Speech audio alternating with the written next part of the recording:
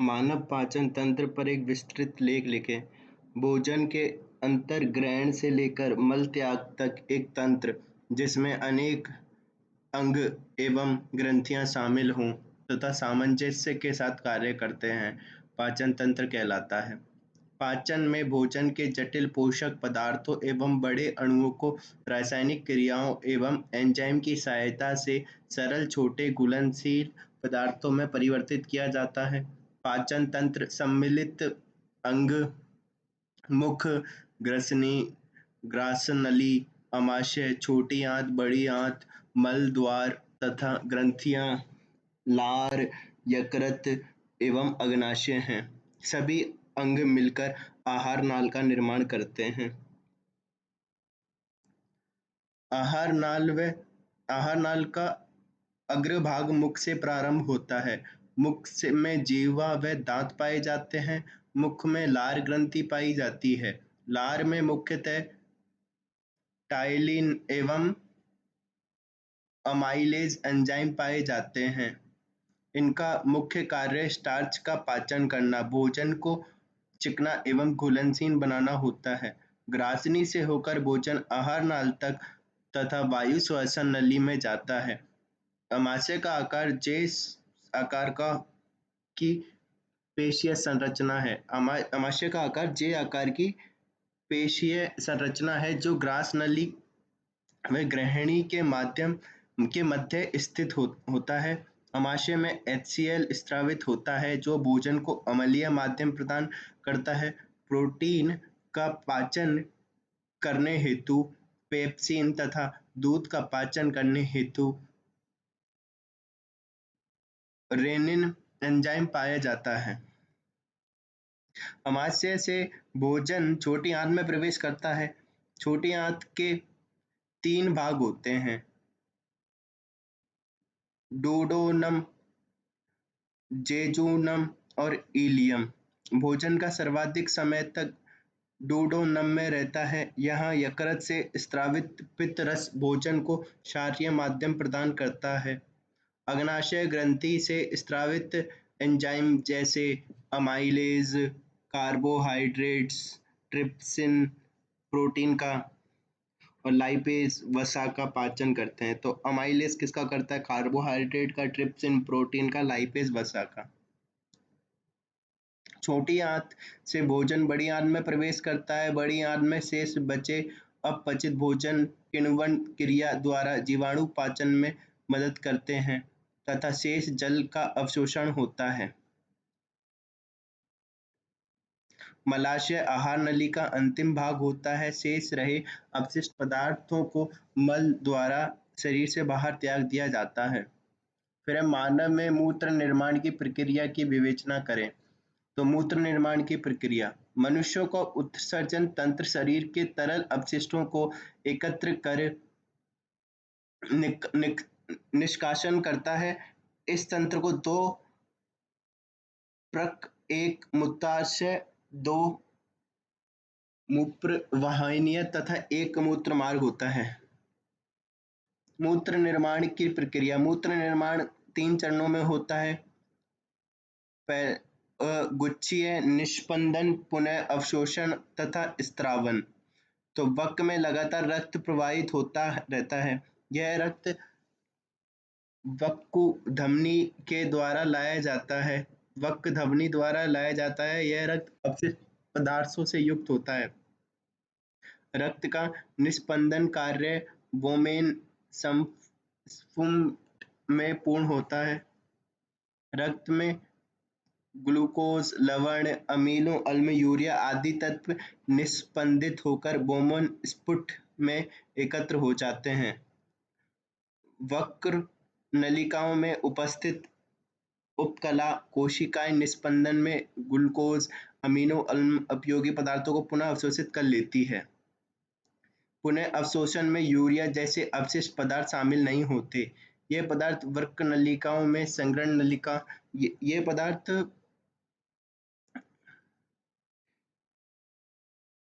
पुनः अवशोषण में यूरिया जैसे पदार्थ शामिल नहीं होते। ये पदार्थ वृक्क नलिकाओं में ही रहते हैं। ऐसे अपशिष्ट युक्त तरल पदार्थ ही मूत्र निर्माण करते हैं। नेफ्रॉन से मूत्र वक्र की संग्रह नलिका में जाता है, जहां मूत्र मूत्र नली में प्रवेश करता है। प्रत्येक वक्र से एक मूत्र नली मूत्राशय में खुलती है। मूत्राशय में पर्याप्त मूत्र जमा होने पर केंद्रीय तंत्रिका तंत्र द्वारा ऐच्छिक संदेश मूत्राशय को प्राप्त होता है। यह संदेश मूत्राशय की पेशियों का संकुचन करता है तथा मूत्राशयी अवरोधिनी में शीतलन पैदा करता है। इससे मूत्र का उत्सर्जन होता है। फिर है मानव श्वसन तंत्र में श्वसन नली, ब्रोंकियोल और फेफड़े श्वसन मांसपेशियों का क्या महत्व है, समझाइए। मानव में श्वसन तंत्र को मुख्य रूप से 3 भागों में बांटा गया है: ऊपरी श्वसन तंत्र, निचला श्वसन तंत्र और श्वसन मांसपेशियां। श्वसन नली, ब्रोंकियोल और फेफड़ों निचला श्वसन तंत्र का भाग होते हैं। श्वसन नली सी आकार के उपस्थित छल्ले से बनी होती है। ये छल्ले श्वसन नली को आपस में चिपकने से रोकते हैं। श्वसन नली स्वर यंत्र को श्वसनी से मिलाती है तथा श्वास को गर्दन से वक्षस्थल तक पहुंचाती है। वक्षस्थल में श्वास नली फेफड़ों में प्रवेश करती है। श्वास नली की शाखाओं को प्राथमिक श्वसन नली कहते हैं। श्वास नली में उपस्थित उपकला श्लेष्मा का निर्माण करती है, जो श्वास के साथ आने वाली वायु को शुद्ध कर फेफड़ों में भेजते हैं। श्वसनिका श्वसन नली की शाखाएं प्राथमिक, द्वितीयक, तृतीयक श्वसन नली में बढ़ जाती हैं। प्रत्येक श्वसनिका में बढ़ जाती है। ये ब्रोंकियोल फेफड़ों में फैले रहते हैं। श्वसनी ब्रोंकियोल मिलकर वृक्षनुमा संरचना बनाते हैं, जिनके अंतिम छोर पर कूपिकाएं पाई जाती हैं, जो गैसों के विनियमन का कार्य करती हैं। फेफड़े लचीले, कोमल तथा हल्के गुलाबी रंग के होते हैं। ये असंख्य श्वास नलियों, कूपिकाओं, रक्तवाहिनियों, झिल्लियों तथा अनेक कोशिकाओं से निर्मित होते हैं। प्रत्येक फेफड़ा स्पंजी ऊतकों से बना होता है, जिसमें कोशिकाएं व कूपिकाएं पाई जाती हैं। कूपिका में सल्की उपकला पाई जाती है, जो केशिका में प्रवाहित स्वशिघ्र से गैसों को विनियमन में मदद करती है। श्वसन मांसपेशियां फेफड़ों में गैस विनिमय हेतु कुछ मांसपेशियों की आवश्यकता होती है। ये मांसपेशियां श्वास को लेने व छोड़ने में मदद करती हैं। मुख्य रूप से श्वसन के लिए डायफ्राम उत्तरदायी है। पसलियों में विशेष प्रकार के मांसपेशियां पाई जाती हैं, जो डायफ्राम के संकुचन व शीतलन में मदद करती हैं। टिप्पणी करें। राइबोसोम, केंद्रक, ग्लजीकाय और रितिका। राइबोसोम कोशिका में पाए जाने वाले महत्वपूर्ण कोशिकांग हैं, इसके खोजकर्ता हैं। क्लॉड आरएनए व प्रोटीन से बना सबसे छोटी कोशिकांग है। इसे कोशिका का इंजन भी कहते हैं। इसके मुख्य कार्य प्रोटीन संश्लेषण करना है।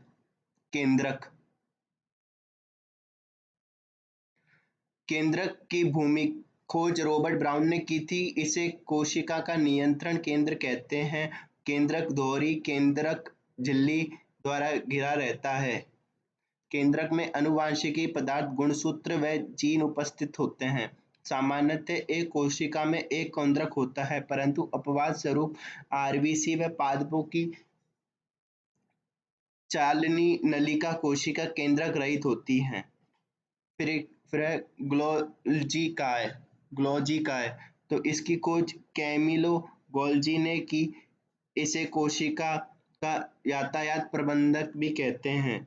यह कोशिका का मुख्य स्त्रावण अंग है। यहाँ वसा एवं प्रोटीन का संचयन करती है। यह वसा एवं प्रोटीन का संचयन करती है। शुक्राणु के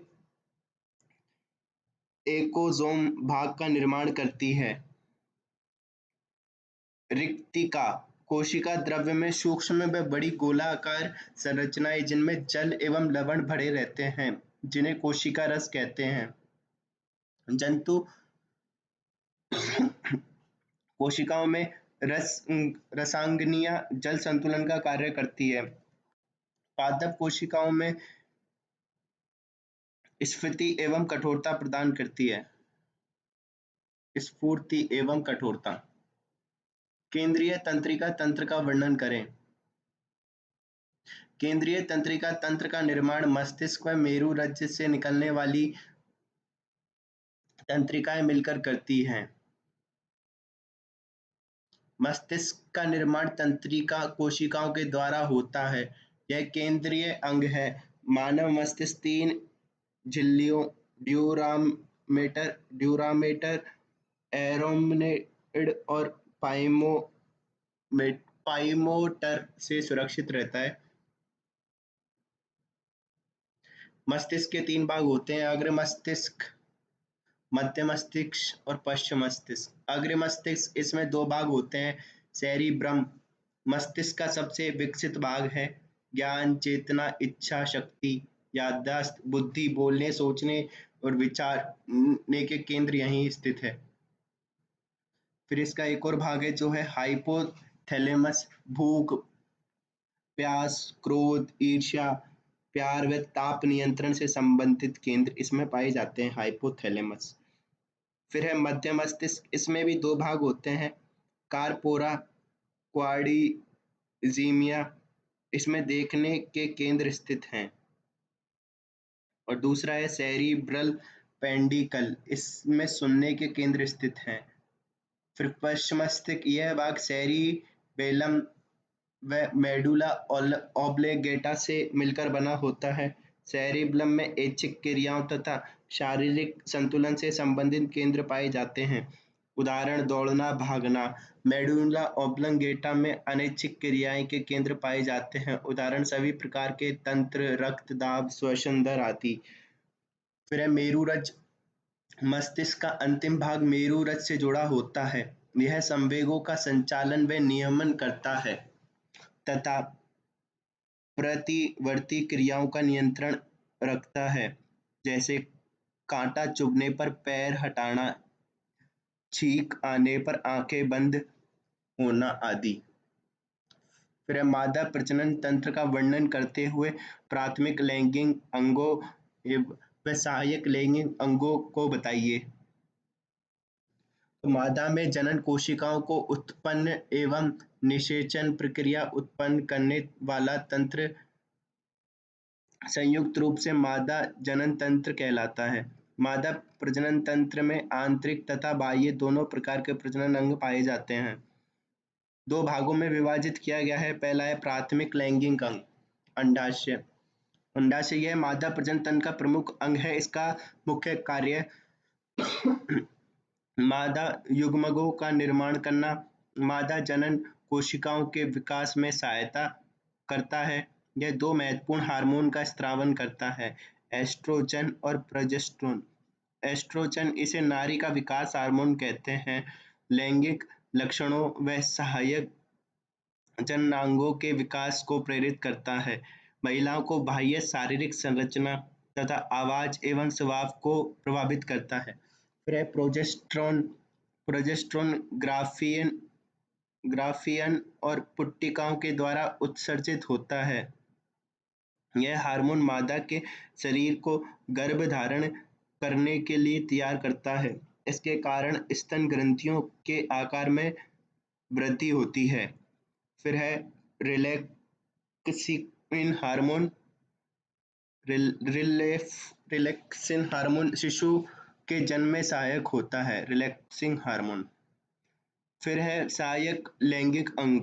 तो अंडवाहिनी, मादा में 2 अंडवाहिनियां पाई जाती हैं जो अंडाशय को गर्भाशय से जोड़ने का कार्य करती है। इसका प्रमुख कार्य अंडाणुओं का संग्रहण करना और निषेचन होने तक पोषण प्रदान करना। फिर है गर्भाशय, यह एक खोखला व पेशीय जननांग होता है जो मूत्राशय व मलाशय के बीच स्थित होता है। गर्भाशय के भीतर शिशु का विकास होता है। फिर है योनि, स्त्रियों का प्रमुख जननांग।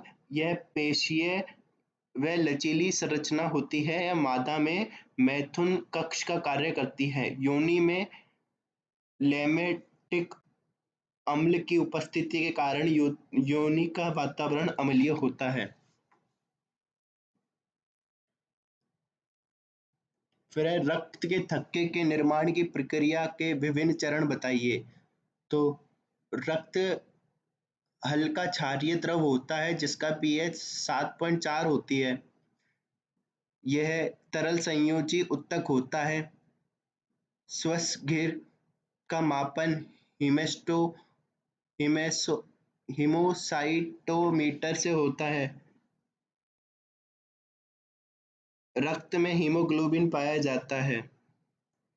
रक्त थक्का निर्माण के चरण। मानव शरीर की रक्त वाहिनियों में प्रवाहित रक्त को स्कंदन होने से हिपेरिन नामक प्रोटीन बचाता है, परंतु जब शरीर का कोई ऊतक क्षतिग्रस्त हो जाता है तो रक्त बाहर प्रवाहित होने लगता है, जो 4-5 मिनट रक्त स्कंदन होकर प्रवाहित होने से रुक जाता है। क्षतिग्रस्त ऊतक के पास पाई जाने वाली प्लेटलेट को टूटकर थ्रोम्बोएलास्टिन का निर्माण करते हैं। यकृत के द्वारा विटामिन के की उपस्थिति में प्रोथ्रोम्बिन प्रोटीन का निर्माण किया जाता है। प्रोथ्रोम्बिन कैल्शियम तथा थ्रोम्बोप्लास्टिन की उपस्थिति में प्रोटीन का निर्माण किया जाता है। यकृत के द्वारा फाइब्रिनोजन नामक प्रोटीन का निर्माण किया जाता है, जो थ्रोम्बिन की उपस्थिति में फाइब्रिन में बदल जाता है। फाइब्रिन अघुलनशील होता है तथा यह एक जालीनुमा संरचना का निर्माण करता है, जिसमें आरबीसी फंस जाती है और रक्त का थक्का बन जाता है। रक्त वाहिनियां किसे कहते हैं, इनके प्रकार और स्वघिर वर्ग की वंशानुगतता को समझाइए। मानव शरीर में स्वघिर का रुधिर है यार ये। मानव शरीर में रुधिर का परिसंचरण जिन नलिकाओं के माध्यम से होता है उन्हें रक्त वाहिनियां कहते हैं। इनके 3 प्रकार होते हैं: धमनियां, शिराएं एवं रक्त कणिकाएं। धमनियां ऐसी रुधिर वाहिनियां हैं जो शुद्ध रक्त को हृदय से शरीर के विभिन्न अंगों तक पहुंचाने का कार्य करती हैं। शिराएं ऐसी रुधिर वाहिनियां हैं जो शरीर के विभिन्न भागों से अशुद्ध रक्त को हृदय तक लाने का कार्य करती हैं। फिर है रुधिर वर्ग की वंशानुगतता। तो कार्ल लैंडस्टीनर एवं वीनर द्वारा इसकी खोज की गई। यह आरएच कारक के आधार पर बताया जाता है। रुधिर वर्ग की वंशानुगतता का निर्धारण मानव के आरबीसी पर पाए जाने वाले आरएच कारक के आधार पर की जाती है, जिसके बारे में सर्वप्रथम 1940 में लैंडस्टीनर ने बताया था। यह खोज रिसिस नामक बंदर में की गई। आरएच कारक प्रोटीन का बना होता है। जिन व्यक्तियों के आरबीसी पर एंटीजन के रूप में आरएच कारक पाया जाता है उन्हें आरएच पॉजिटिव कहा जाता है। जिनके आरबीसी पर आरएच कारक की उपस्थिति नहीं होती उन्हें आरएच नेगेटिव कहा जाता है। इस आधार पर रक्त समूह 8 प्रकार के होते हैं। प्लाज्मा क्या है, इसके महत्व को स्पष्ट कीजिए। प्लाज्मा रक्त का 55% भाग प्लाज्मा है। यह निर्जीव अवस्था में होता है। यह रुधिर के लिए माध्यम का कार्य करता है, जिसमें रुधिर कणिकाएं सर्वत्र फैली रहती हैं। प्लाज्मा में 90 से 92% जल उपस्थित होता है। जल के अतिरिक्त कैल्शियम, मैग्नीशियम और क्लोरीन पाए जाते हैं। प्लाज्मा में 8 या 9% प्रोटीन पाए जाते हैं, जिससे रक्त स्कंदन हेतु थ्रोम्बिन, प्रोथ्रोम्बिन और फाइब्रिनोजन होते हैं एवं एंटीबॉडी के निर्माण हेतु ग्लोब्यूलिन उपस्थित होता है। अतिरिक्त यकृत द्वारा निर्मित जो प्रतिरक्षा तंत्र को मजबूती प्रदान करने वाला एल्ब्यूमिन प्रोटीन पाया जाता है।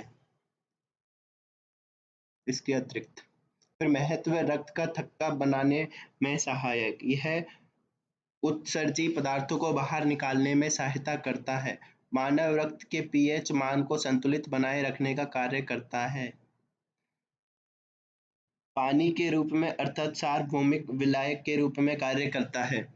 इसमें हिपेरिन नामक प्रोटीन भी पाया जाता है जो शरीर के अंदर रक्त नलिकाओं में प्रवाहित होने वाले रक्त को जमने से रोकता है। शोषण में O2 0.3 की आपूर्ति प्लाज्मा द्वारा होती है।